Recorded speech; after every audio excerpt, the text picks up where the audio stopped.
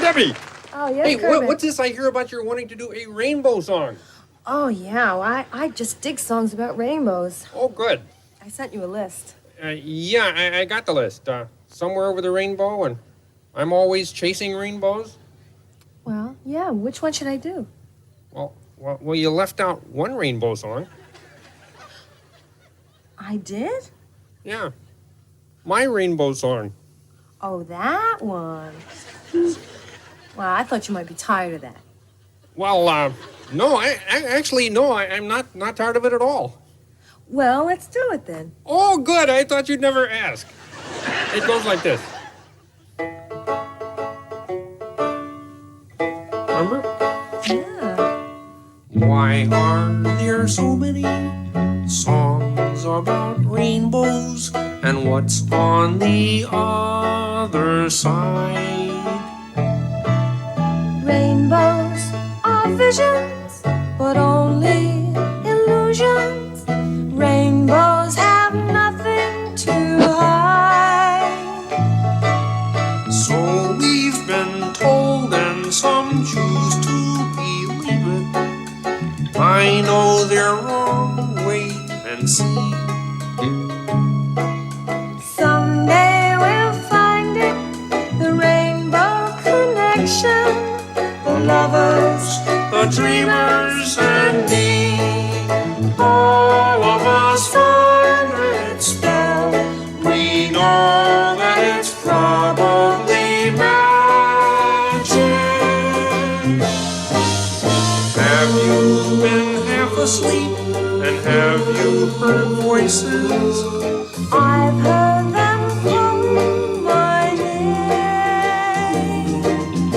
Is this the sweet sound that calls the young sailors? The voice might be one in the same. I've heard it too many times to ignore it. It's something that I'm supposed to be. Someday we'll find it, the rainbow connection, the lovers, the dreamers, and me. La, la, dee, da. La, la, la, la, dee, da, do.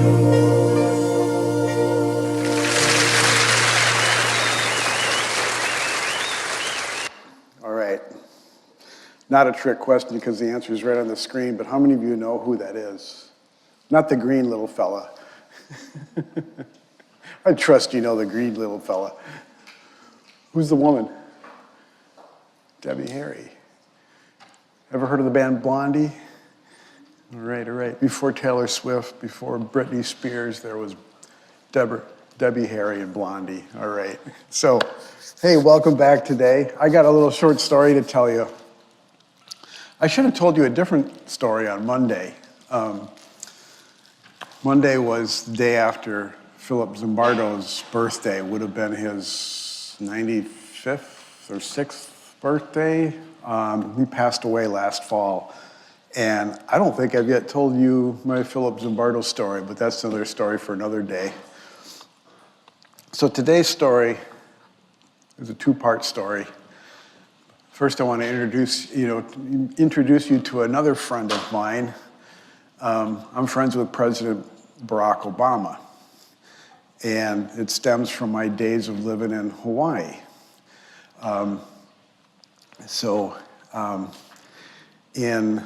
I forget what year this was.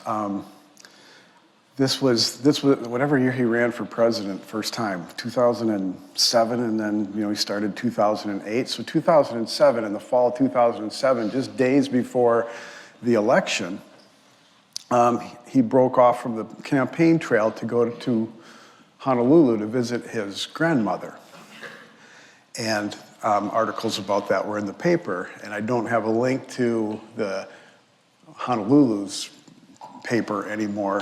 But in that paper, I saw these two pictures. And when I saw that picture, I recognized that balcony I used to live in that apartment. So I read the article, and it turned out, yes, he was at the apartment building that I used to live. I was not currently living there anymore, but I lived there just a year or two earlier.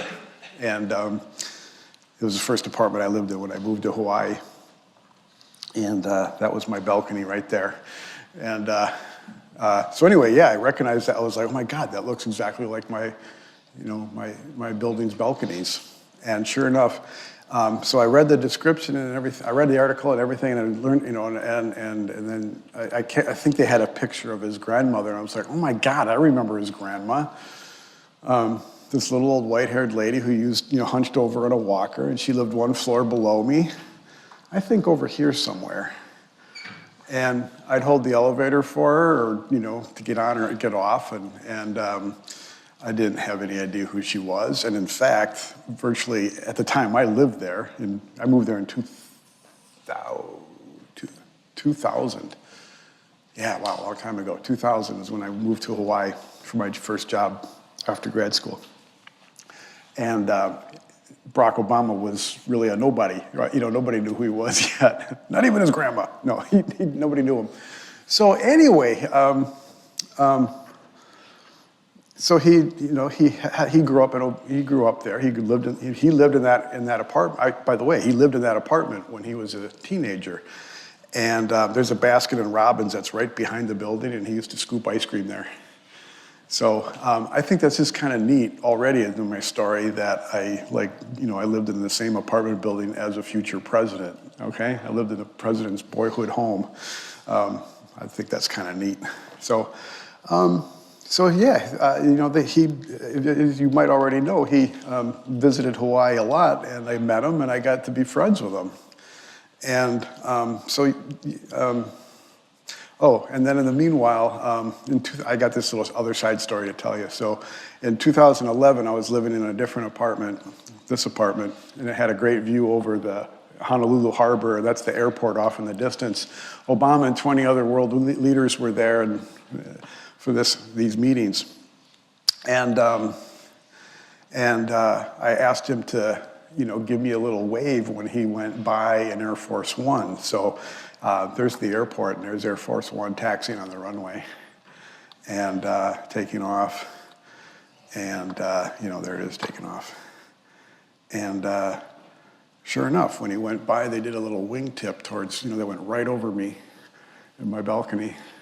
And if you look really carefully, you can see Obama in one of these little windows right there, waving. You guys don't seem to believe my stories. So yesterday, I passed a milestone of my own. I don't remember if I've told you this, but I have a habit of walking, and I walk at least 5 miles every day. And yesterday was my 3,000th day in a row doing this.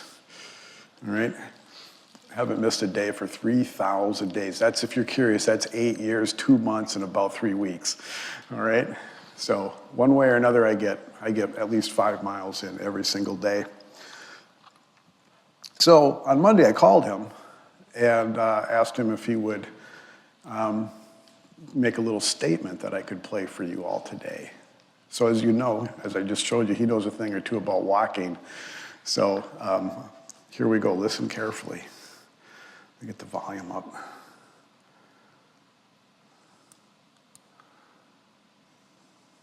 Listen to this. If one more day goes not too unlike the 2,999 sequential previous others, my friend and your favorite professor, Dr. B, will reach a major milestone. He's walked that many days in a row, at least 5 miles per day. Look, that's unbelievable. He couldn't possibly have fathomed when he thought to himself on January 5th, 2017, I should walk at least 5 miles today. Give it up for Dr. B. Right. So, I wasn't expecting that, but thank you very much. Thank you very much. There's no way that's AI. That was a real phone call. I don't know anything about AI. I couldn't possibly have done that. So I'll let you figure that out. Okay, moving on to better and more fun things. So, you might have noticed on Monday I forgot to do this, all right? So I got, oh God, and is it working? Okay, because I couldn't remember if I reset the form to work for today. Did I? Is it working? Yes? Okay, good, okay. Had a little panic there, like I forgot to set today as the date for this. Anyway, I totally forgot to embed a code in the PowerPoint on Monday, and so you all got a freebie. If you were not here, it went undetected. Okay, if you were here, sorry, it went undetected. So the code is embedded in some future slides, so if you missed it, here we go. So I want to play this as a sort of like, it's going to be a refresher of some content that we've already been covering here. So I'll play it anyway. And then we'll discuss what is revealed here in much more detail. I want you to... Hold on, I got to tell you a little side story about her. She's known as Physics Girl. And yeah. Are you guys going to go back to the attendance after? I'm sorry? Are you able to go back to the attendance thing when you're done? I tell you what, I got it embedded in future slides, so hold tight, if you would mind, okay? Yeah, you'll get more chances. So anyway, this woman is known as Physics Girl, and she did these great little videos. She came down. She's had the most horrible case of long COVID I've ever heard of. Or I don't know when she caught COVID, but early on she caught COVID, and I kind of follow her on social media, and she was just like, she's been bedridden for the last 5 years or something, and is just like making some headway. She just like is starting to post some, like, she's out of bed, okay? So I just want to COVID is real, and it killed millions of people, and it millions more had some really consequential effects from it. So anyway, I'm happy that she seems to be rebounding finally.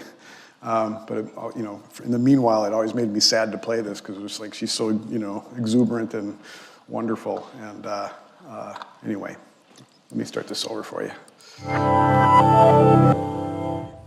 I want you to stare. Really focus on the circle at the center of this group of dots and don't move your eyes. Do you see it? If you're not colorblind, it's likely you're seeing a blue dot moving around the circle. Try looking at the blue dot and you'll find it's not there. Why would your brain tell you something's there when it's really not? Well, the shocking truth is that this happens to you every day, especially while you're staring at your computer or phone screen. So in here I've got some red and what's the other color? Green. Pass the first test. And I'm gonna have you mix it up. What color do you think it's gonna turn? If I was in second grade, I should remember this, but it should be yellow, right? Red, Yeah, brown, orange? Purplish. Purplish, okay. What is it looking like? Like a brown, dark red? All right, what color is it turning? Greenish brown. I've got the same colors, the same paint actually, and I'm gonna spin it. What color do you think it's gonna appear? Brown, but I think this is a trick question. Okay, so you're gonna say brown again. You're gonna guess brown. I know it's wrong. It's serious? a trick question. It has to be. I hope this one's yellow and not doogie brown. Okay, you hope this one's yellow. What color does that look to you? It looks yellowish. It's like a yellow, like a mustard yellow. Like a mustard yellow. Was it surprising that this kind of dark red and that bright green made yellow? Yeah, I'm just trying to think of why. Why is it happening? I want to just point out like something that's already probably confusing. I mean, the projector and even on my screen, it's making the green paint look yellow, okay? So I know that's kind of confusing, but it's green and red paint, okay?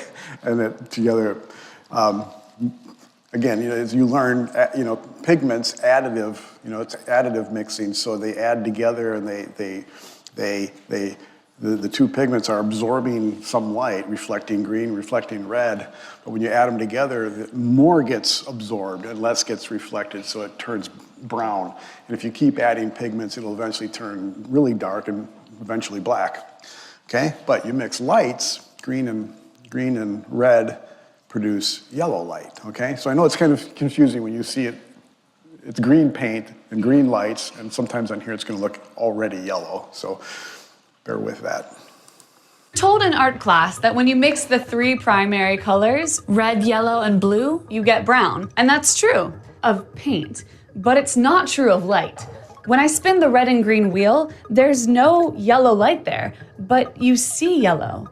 Your brain is being tricked because of how your eyes work. On your retina, you have light-sensitive cells called cones that perceive color. Red light, green light, and blue light cones. Some people have an extra cone, which would allow them to see many more colors than the rest of us, which would be crazy. But typically we just have the red, green, and blue cones, which means that there's no cone for orange light or yellow light. But the crazy thing is that these three cones work together to allow you to see the rest of the colors. It works like this. If I shine yellow light on your eyes, your red cones actually respond a little bit, and your green cones respond a little bit too. Then your brain combines those red and green responses to say, that's yellow. Now, if instead of yellow light, I shine a little red light and a little green light on your eyes, the red cones respond and the green cones respond, and your brain says, red and green.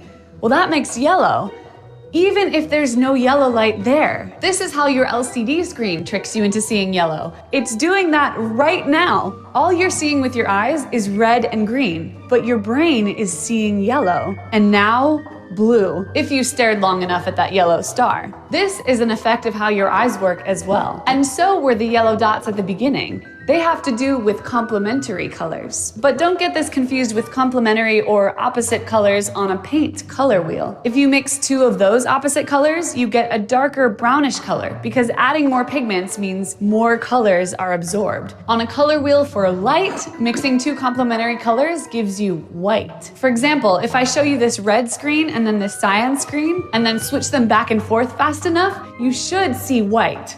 Here goes. I really hope that worked. And if it did, you'd be making this face because it's incredible. You mix two colors and you get white. But white is all the colors. Or you perceiving all the colors.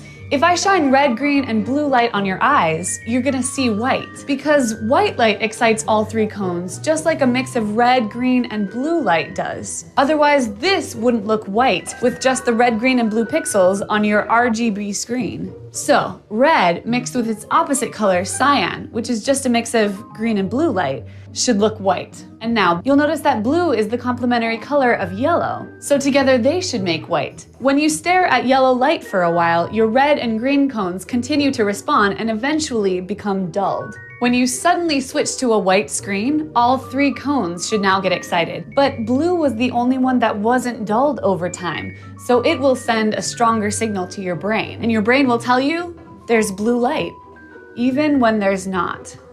But now, you know better. Right. There's a lot going on there. I encourage you to watch that multiple times. All right. We're gonna take it slow and go through some of that in more detail. All right. So I'll start with one of her examples. All right. So you know, while I'm babbling, oh, there's the code if you were looking for it, by the way. So the rest of you stare at that yellow while you're listening to me babble, and do it for even just 15 or so seconds. The longer, the better. And then look at the white box and observe what after image you see. Kind of a bluish cyan, right? Okay. So again, why does that happen? So now, first of all, the first magic trick that's happening is there's no yellow there. Well, okay, I'm gonna I could, every time we talk about color, I could goes so far as to remind you that no colors exist. You know, when I talk about yellow light, blue paint, blue pigments, remember that, you know, all of these things are perceptions inside of your head and they're never out there in the real world. But in real, you know, so that I won't do that I promise I won't do that every single time I refer to color. So we'll take the shortcut and just talk about yellow, green, blue. All right, so, but still, there's no yellow light produced in this cheapo, you know, old projector. It only has blue, green, and red, all right? So to get it, to fool you into seeing yellow, it's shining the green and the red lights, and your brain is perceiving those, you know, already those perceptions. It's combining those perceptions into a new perception of yellow. All right? So don't forget that. There's no yellow lights shining. There's such a thing as yellow light, okay? Don't get me wrong. Like the sun can produce yellow light and other things could produce there's a wavelength associated with yellow. All right? But that projector does not produce the yellow wavelength. It only produces the green and the red wavelengths. Again, your brain perceives those together and says, ah, that must be yellow, okay? All right. Then when you look at the white, and reminder that the white, the white on top of the already white screen there is produced by all three of those lights shining together, which, you know, red, blue, and green. So all of those are making your red, blue, and green cones fire and making them see white, okay? So after you stare at the yellow for a period of time and then look at the, you know, the blank box, again, what's happening there is, you know, the longer you stared at the yellow, your green and red cones got exhausted. They get more and more tired. And so when you suddenly jar it and look at, you know, white stimulates all three cones, but those two cones are worn out. They're beat. And so they can't keep up with the blue one, which is banging away at full blast because it's been rusted, okay? And so that's why you get the blue after image after staring at yellow. Capiche? All right? Good. So I just could have had this slide up there while I was talking about it. So so-called yellow light, which again is a phantom already in this room, okay? There's no yellow being projected up there. But anyway, your red and green cones were firing away and the blue was not, okay? All right, so now let's do the opposite. So now stare at a blue patch and think about what's going on as you stare at that blue patch. What's going on to your red, blue, and green cones while you're staring at blue? And what's going to happen when you stare at the white box this time?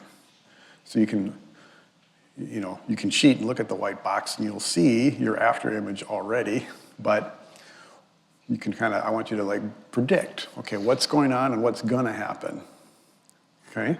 So your blue cone is firing away as you're staring at that because yes, there's a blue light shining. There is no red and green shining on that blue box, so they're relatively dormant. And then when you look at the white, all three are firing away, but blue is now exhausted, so red and green are gonna fire in a higher proportion. And your brain's gonna perceive those two cones firing away as yellow. Explains why you see the yellow after image. All right? Let's now use a different example, okay? So a little more complicated. Now, this is supposedly orange, okay? Doesn't look like an orange I want to eat, but that's an orange. And you have no orange cones, no orange sensitive cones. So how does that projector make orange, and how do you make orange from your red, blue, and green cones, all right? Orange light is going to stimulate, orange light is being produced by green and red in there. It's not really orange on there. But if you got real orange on your sweatshirt, I'm going to call you out. You got like a nice orange sweatshirt, and that's a real, you know, again, it's a fake color because all colors are fake. But that is orange. That's not produced by, you know, LEDs, okay? So there's orange pigment, all right? There's orange wavelengths coming off of there, all right? So that's honest to goodness, as close as we get to honest to goodness color. That's real orange wavelength, okay? But that wavelength is not the orange wavelength. There is no orange wavelength coming out of that projector and bouncing off. Only green and red, all right? But you're not seeing green and red. They're both getting stimulated, and it's not stimulating the blue cone so much, all right? So those guys are banging away and producing the phenomenon of orange. So what do you see when you look at the white? You see kind of a cyan, don't you? A little different than the blue you saw from yellow, okay? I could go back and demonstrate that, but hopefully you can remember what the yellow looked like when you stared at the blue, and what the blue looked like when you stared at yellow, and what the blue looks like when you stare at orange. They're gonna be a little different. One's cyan, one's blue. Okay, that's a lot of words. Could you explain that? All right? Your turn for another one, all right? So now I'm gonna not explain it, and you march through it and see if you can explain how you're seeing green when you're staring at that, and then how you're seeing whatever color after image you're seeing when you look down there. If that was a test question, could you answer it? Hint, hint. Could I give you this as a test question and you could answer, what color after image would this green patch produce, and how is my brain getting that perception?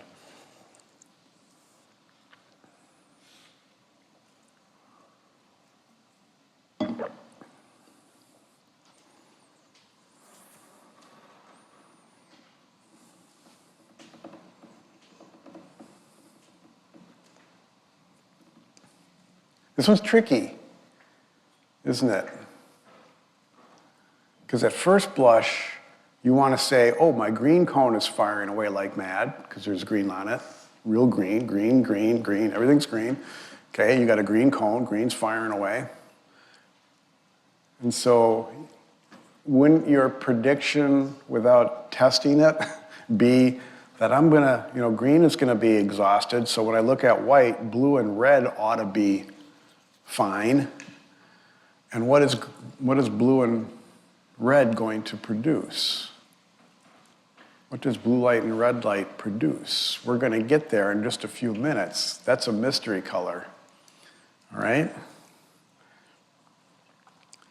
Logically, it ought to produce green, right? Green is like a greenish yellow is midway between, if red's firing and blue's firing. Combined, it ought to be green, but you got a green cone. Okay, so you don't see a green after image when you stare at green, even though logically that ought to be what's produced. What do you see? Purple. Kind of a purple, okay? Not quite red. Sometimes we say green and red are opposite colors, but kind of a purpley red, okay? So that's tricky. So why is that? Multiple reasons coming your way, but one reason that's not so, one of the subtle reasons is that green also stimulates the blue cone. So the blue cone, but not so much the red cone, all right? So red is gonna be more rested, red is fully ready to go, green's exhausted, and blue is just a little tired because it was active for green. Green, there's a lot of overlap between blue and green, so the blue cone responds to green as well. All right? But then there's another mystery. So anyway, red plus blue firing ought to produce the color in between, which should be like a greenish yellow, but it doesn't. So I have already talked about this. I'm going to answer that question in just a moment, but first, spectral colors. What we've been talking about, all these examples so far have been the so-called spectral colors, and then you have non-spectral colors, which I already introduced last time. So like pink, brown, okay? Those don't have wavelengths associated with them.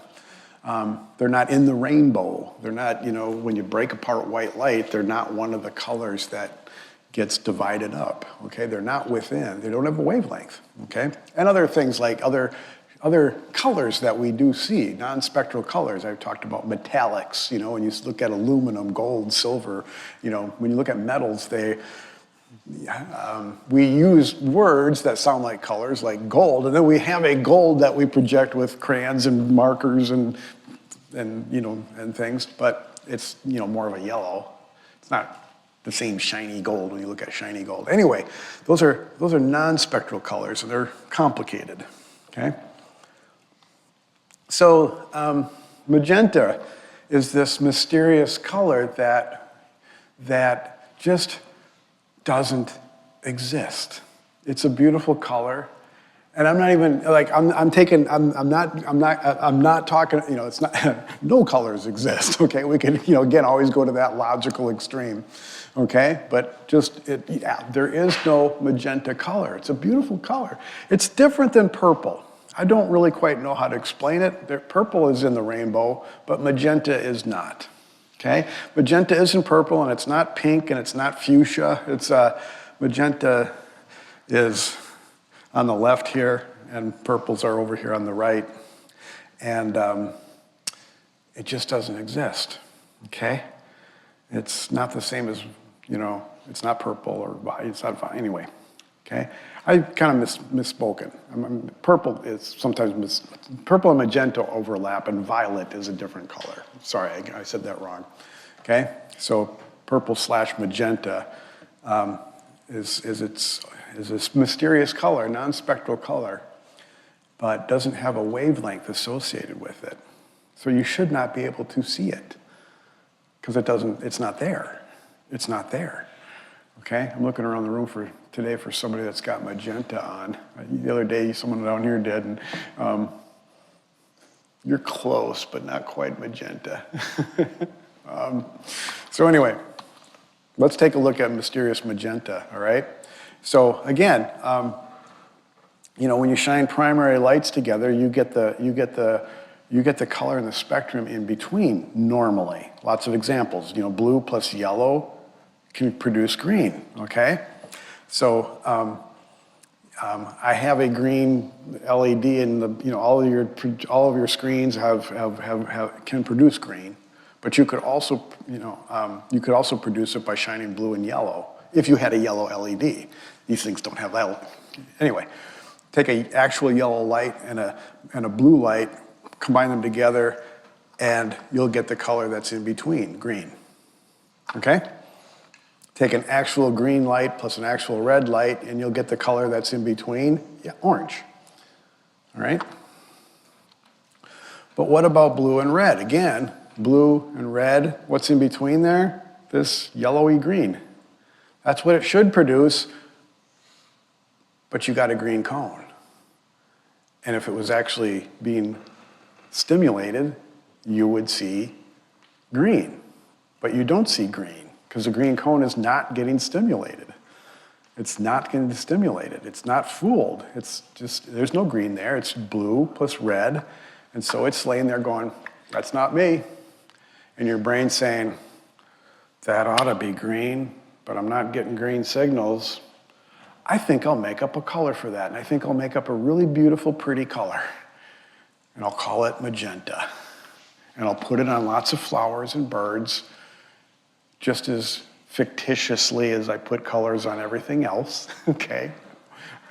No colors exist on anything. But anyway, all right? So, you get, I'm pointing over here, you get magenta, which is similar to violet, but not violet, okay? So sometimes this gets sort of partially, not quite accurately explained with color wheels. Sometimes we take the spectrum and curl it up on itself and make a color wheel. So if you can, so what is between the dark blues and the bright reds?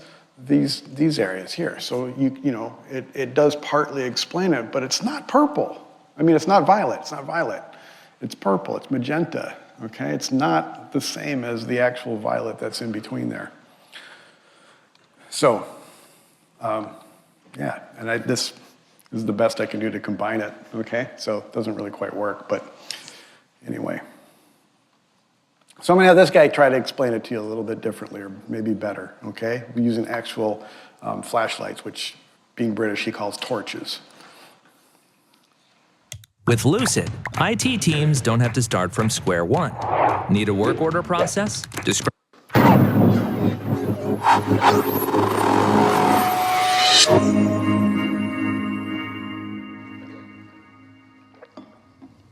Purple is a weird color. The formal name for purple is magenta. And the weird thing about magenta is that you won't ever see it in a rainbow. And the rainbow is supposed to be the full spectrum of colors. So why doesn't magenta appear in the rainbow? And the answer is to do with color mixing. I've always had a problem with color mixing because I know that you can't mix photons together. So you can't take a blue photon and a green photon and mix them together to get some other photon. That just doesn't happen. And yet you can mix paints together in art. Like, color mixing is definitely something you can do. So what's the answer?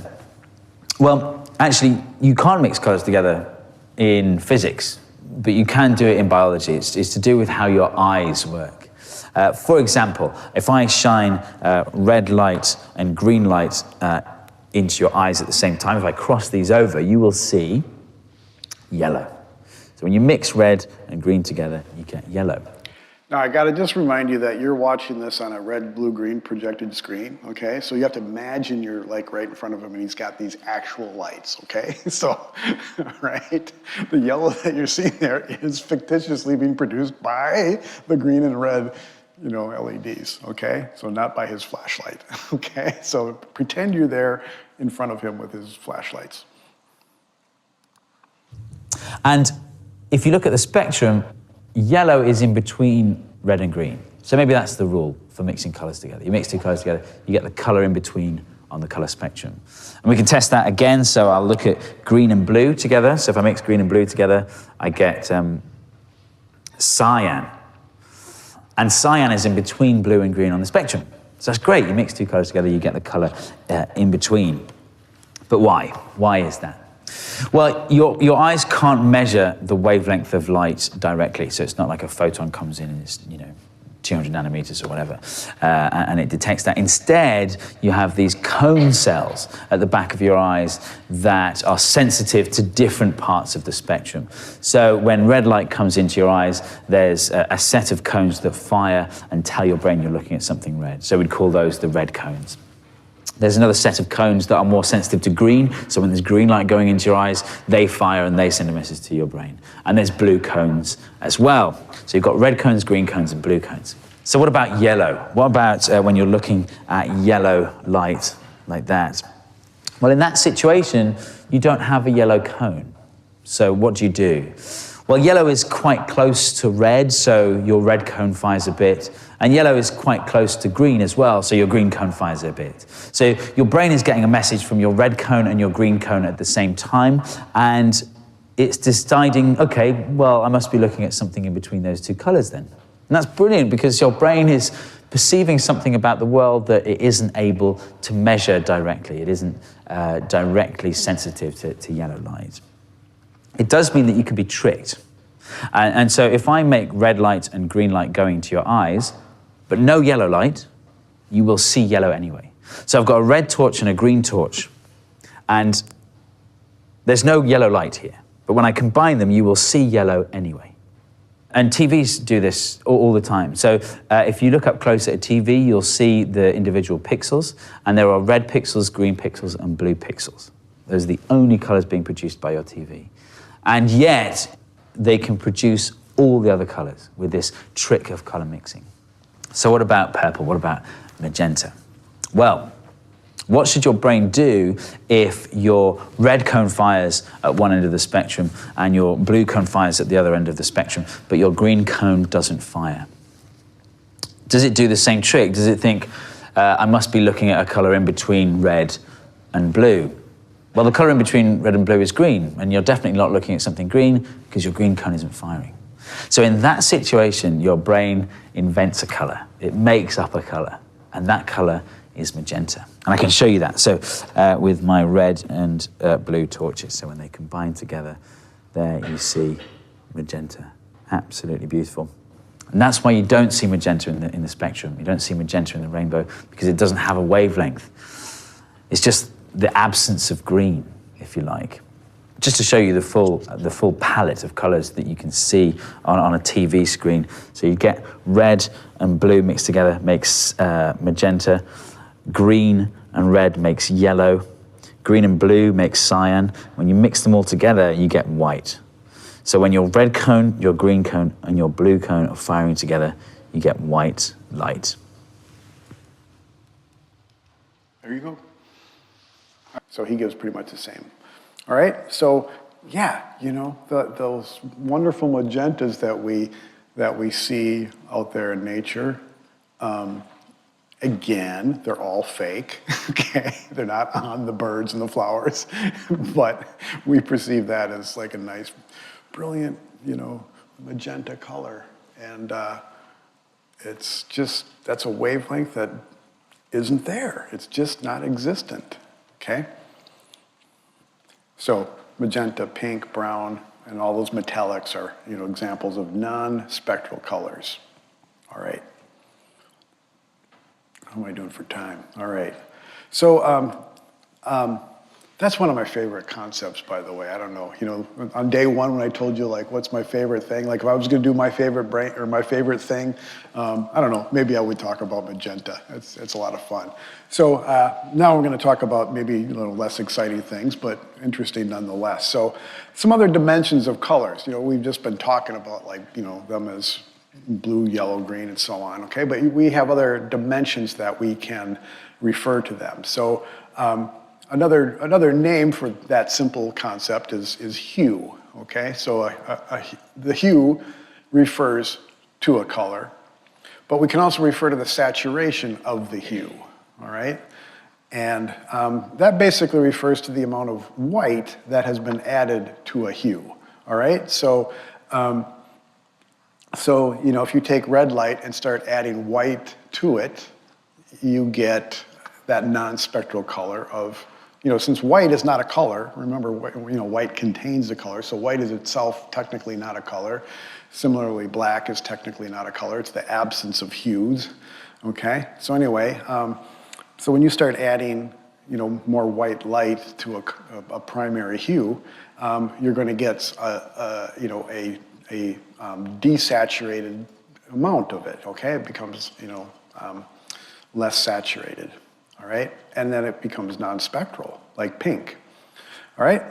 Then we also can refer to another value, which is very creatively, you know, very creatively been called value, all right? Okay, like, how's that for, like, we need to come up with another value for color. Let's just call it value, okay? So you can refer to hue, saturation, and value. It refers to how, like, you know, how light or dark it is. And I'm not talking about how much light it is because you added white to it, but just how light or dark it is, okay? So that adds a third dimension to what we would sometimes just, you know, collectively call color, all right? And so this is, you know, here's only a couple of those dimensions, all right? So, you know, this is just, you know, we're ignoring, the third dimension that's not depicted here is red, okay? So red, you know, we're ignoring all other hues. So these are just variations of red in terms of saturation and value, okay? So as you add more whiteness to it, it gets, you know, well, pinkish, okay? It gets desaturated, okay? Fully saturated would be a nice rich red. And then we can refer to how light or dark it is. So if as it gets darker, it becomes, you know, we still will call that, well, again, projectors are not so accurate. This is really being projected as kind of, well, that looks almost brown, okay? But still, I hope you get the idea. Okay, look around the room. There's the red chairs. Look around the room. You'll find some other, actually, no one's got red on. There's very little other reds in here. There's a red on the wall. Okay, that red differs a little bit. Anyway, you get different hues and you get different values, all right? Okay, and different saturation levels. So anyway, when you start to, you know, when you do look at it, as, you know, with 3 dimensions, you need a 3-dimensional depiction of it. So we'll take the color wheel and make it into a cheese block, a cheese wheel, okay? And so that can contain all three, the hue going around the wheel, the level of saturation, adding more white. The center of this wheel is going to be white, and the level of darkness, which we call, again, creatively value. Okay, can be in the vertical axis. All right. And that's it for me for today. That's as far as I'm going. So I'm going to let you out a couple minutes early. It was a wonderful rare treat. Go enjoy the day that the meteorologists so far have gotten completely wrong, okay? My apps all said like it's going to be cloudy and chances of rain all day. In fact, when I was walking in, my app said it was raining. It was like perfectly sunny, like not a drop in the sky. So get out there. I hope it's still the case. Get out there and enjoy all three dimensions of the colors you see out there. See you next time. Thanks for being here.